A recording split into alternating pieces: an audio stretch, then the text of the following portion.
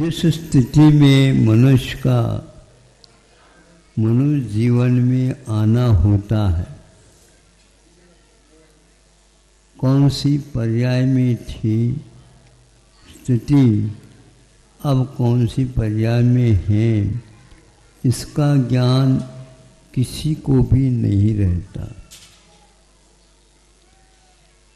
एक वह भी है अवस्था, मत ज्ञान श्रुति ज्ञान अवधि ज्ञान के साथ भी वह आता है, देव गति से आता है। मान लो आया, जन्म लिया, अवधि ज्ञान लगा नहीं सकता अभी, क्योंकि उसके योग्य शरीर काया नहीं, इसलिए उसका वह उपयोग नहीं कर सकता। है सम्यक दृष्टि, है क्षायक सम्यक दृष्टि, फिर भी यह स्थिति है।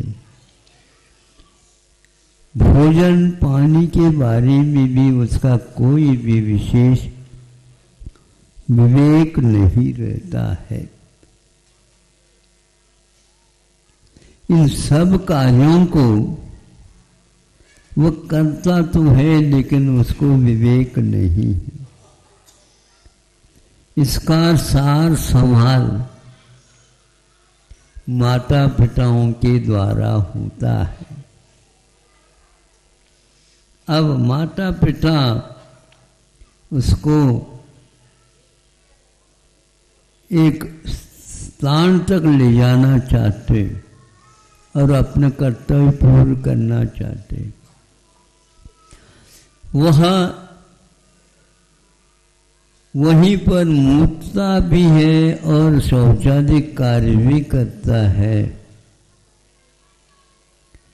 आप लोग इसके बारे में गौर करिए, सम्यक दर्शन क्या होता है।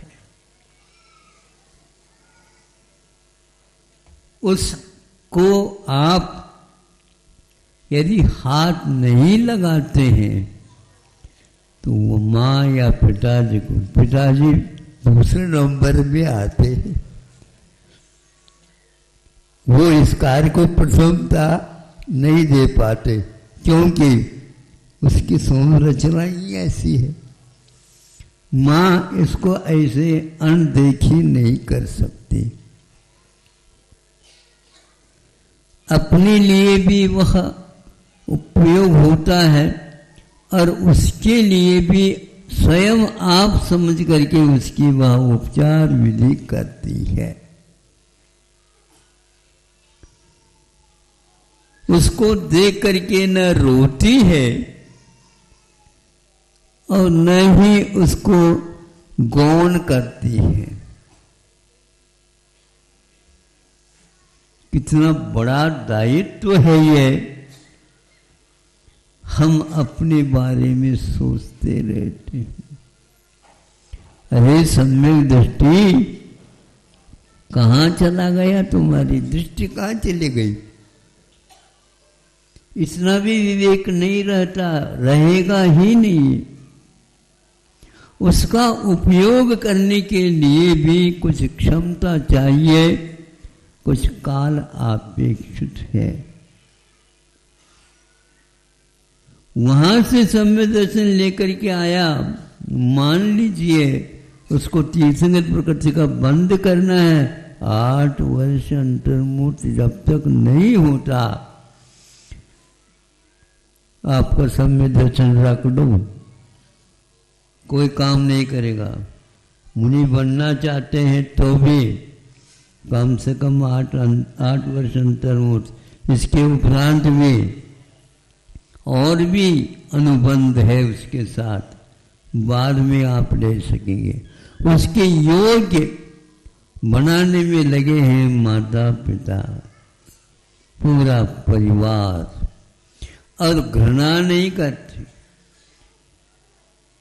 हाथ धोते हैं, पैर धोते हैं, सब कुछ धो धा करके, वस्त्र पहना करके बिठाया और वहां मिट्टी में गया, मिट्टी दोनों जेब भर लिया। अब मां क्या करेगी बताओ? पुनः अपने काम को छोड़ करके, और कोई है ही नहीं, वही करती है, ऐसे करती रहती है, कभी भी नाक मरोड़ नहीं थी। हैं? अरे नाक को थोड़े से काट करके कहीं रख लो।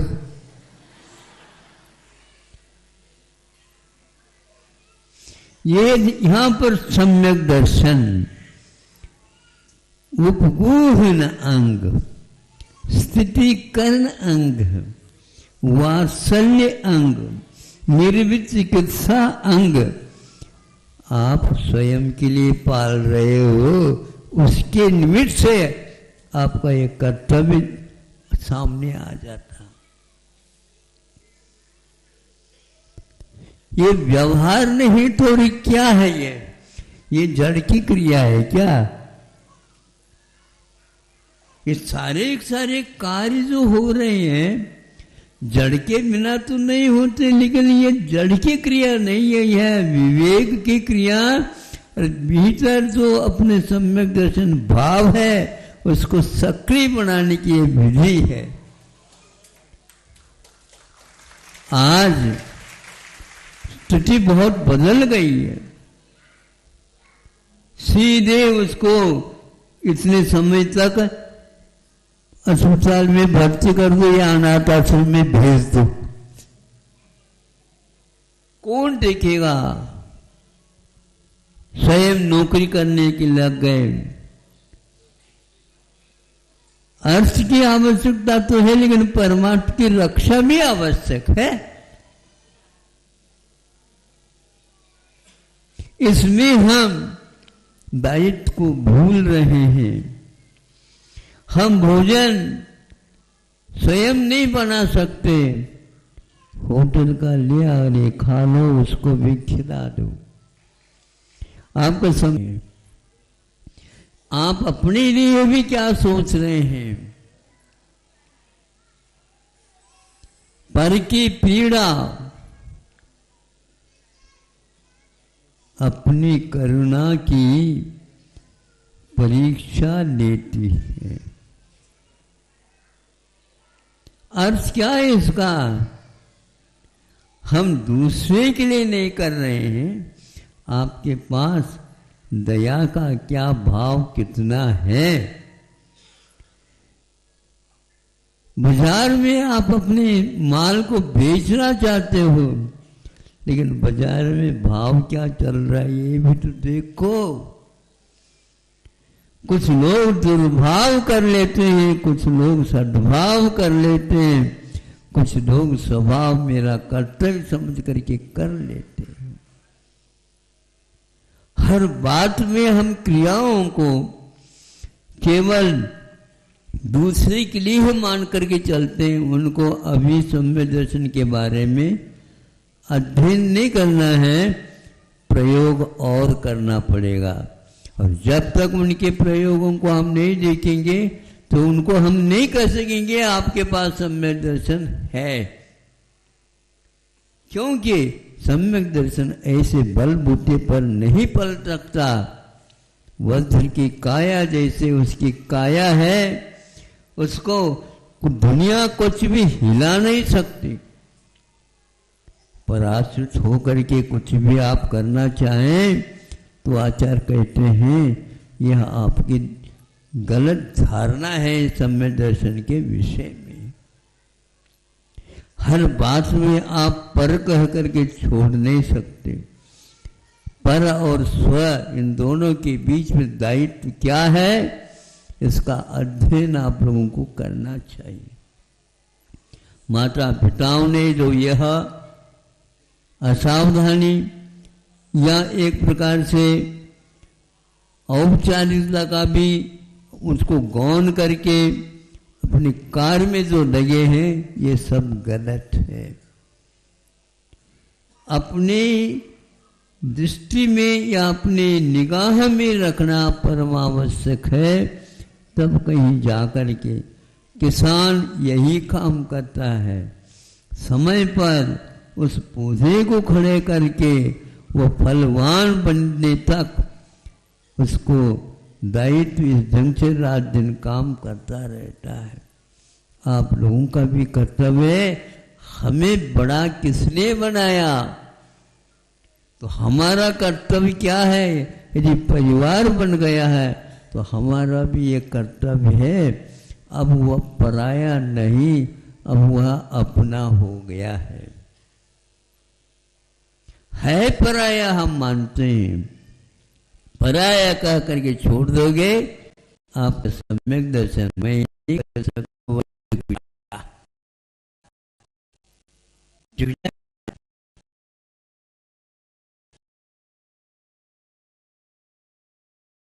आप विचार कर लो,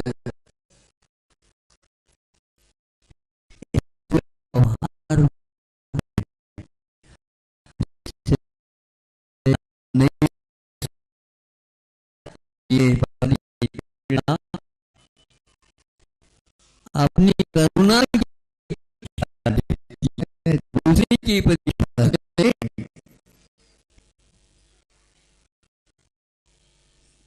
कक्षा के गुरु जी होते और सोचते हैं ये परीक्षा हमारी है, यदि परिणाम इस कक्षा का ठीक नहीं निकलेगा, कौन पढ़ाता है तुमको, यही पढ़ाया।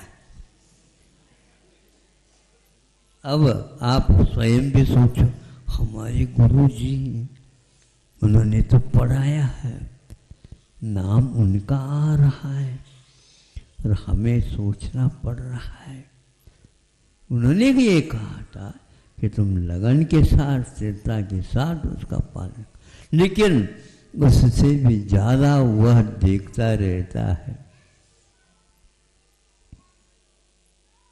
कैसे देखता रहता है, हमने इसका चित्रण किया,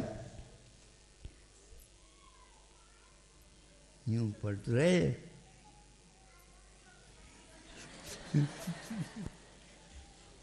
पढ़ते पढ़ते यूं देखते हैं और उपनयन चश्मा भी लगाए रखा है और चश्मा से भीतर से बाहर आकर के देख रहे हैं। तुम क्या कर रहे हो, निगाह, निगाह बहुत दृष्टि बहुत ही सशक्त है। ये रात दिन चिंता, इसलिए जो दायित्व रखते हैं उनके लिए पूज्य पाद स्वामी ने कहा है, परहित संपादनेक कार्यम आचार्य वर्याम प्रणिपति स्म। नमोस्तु करते हैं ऐसे आचार्य को जो परहित को ही अपना हित मान करके अपना कर्तव्य को करते हैं। उनके लिए दूसरा और कोई नहीं आता, विषय ही नहीं है उसका। आप इन सब बातों को सुन करके आज वर्तमान के अपनी परिस्थिति को भी तुलना के रूप में रख सकते हैं अपने सामने, क्या क्या अपने को करना है और हमारे लिए किसी ने किया है, उसके भी दूसरे ने किया है। यह प्रवाह कब तक का है, जब साक्षात तीर्थन करते उस तक का है। आज नहीं कर रहे कुछ, हर बात को इतिहास के साथ जोड़ करके चलो, इसका नाम है अपना इतिहास। अपने दायित्व के साथ उसको जोड़ करके चलिए। केवल सम्यक दर्शन कहने से सम्यक दर्शन नहीं, और सम्यक दर्शन के 8 अंग यदि पल गए फिर वो अगली कक्षा आए बिना नहीं रहेगी। इस दायित्व का निर्वहन करने के लिए आगे वह चला जाता है, किंतु रुकता नहीं।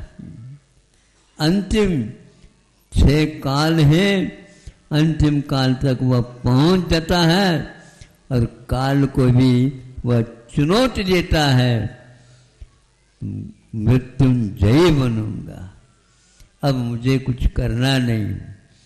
जो कुछ करना था प्रयोग के साथ चला है, जीवन के अंतिम क्षणों में वह उसको भी संभाल लेता है और उसमें भी एक प्रकार से स्व के लिए ही नहीं लेता, दूसरे के लिए भी यह कक्षा पार करना है, किसी भी प्रकार से उसे प्रमाद नहीं करता। बंधुओं, 8 अंगों को लेकर के आप अपने सम्यक दर्शन के बारे में सोचिएगा। समय आपका ज़्यादा हो जाएगा, 1 मिनट और है। इसमें क्या क्या कौन से अंग आ गए, इसमें अपने लिए 4 और पर के निमित्त से अपने को पूर्ति करना है। ये 8 अंगों का स्वरूप गुरुजी के मुख से हमने सुना था। किताब तो बहुत पढ़ी जाती है, लिखी भी जा सकती है, वो इतनी महत्वपूर्ण नहीं है जितनी महत्वपूर्ण इसलिए उपकरणों के लिए गुरु वेनम एक शब्द दिया है, वह बहुत भारी है। अब धीरे धीरे मालूम पड़ रहा है वो बहुत भारी है, लेकिन फिर भी हम आभारी हैं, हम आभारी। अहिंसा परमो धर्म।